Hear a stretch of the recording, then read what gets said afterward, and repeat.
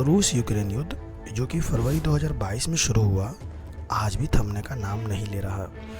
इसके पीछे गहरे ऐतिहासिक और आर्थिक और भू राजनीतिक कारण माने जाते हैं। इस युद्ध की जड़ें 2014 में तब गहरी हुई जब रूस ने क्रीमिया पर कब्जा कर लिया और डोनबास क्षेत्र में रूसी भाषी अलगाववादियों को समर्थन दिया।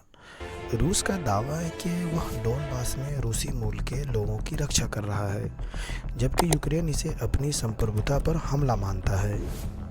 मुख्य कारणों में रूस का नाटो के प्रति डर शामिल है। रूसी राष्ट्रपति व्लादिमीर पुतिन मानते हैं कि यूक्रेन का नाटो में शामिल होना रूस की सुरक्षा के लिए खतरा है। रूस यूक्रेन को अपने प्रभाव क्षेत्र में रखना चाहता है ताकि पश्चिमी देशों का प्रभाव पूर्वी यूरोप में न बढ़े। दूसरी ओर यूक्रेन अपनी स्वतंत्रता और पश्चिमी देशों के साथ एकीकरण की दिशा में बढ़ना चाहता है। यह वैचारिक टकराव युद्ध को लंबा खींच रहा है। आर्थिक हित भी इस युद्ध को बढ़ावा दे रहे हैं। यूक्रेन अनाज और लिथियम जैसे संसाधनों का महत्वपूर्ण स्रोत है। रूस इन संसाधनों पर नियंत्रण चाहता है, जो उसकी अर्थव्यवस्था और वैश्विक प्रभाव को मजबूत कर सकता है।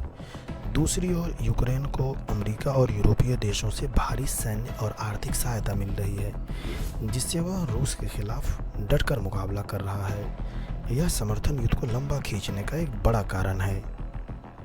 शांति वार्ता बार बार विफल हो रही है। रूस यूक्रेन के कुछ हिस्सों पर पूर्ण नियंत्रण की मांग करता है, जबकि यूक्रेन अपनी पूरी ज़मीन वापस चाहता है। दोनों पक्षों की कठोर शर्तें और अविश्वास शांति की संभावनाओं को कमज़ोर कर रहे हैं। इसके अलावा वैश्विक शक्तियों का हस्तक्षेप भी युद्ध को जटिल बना रहा है।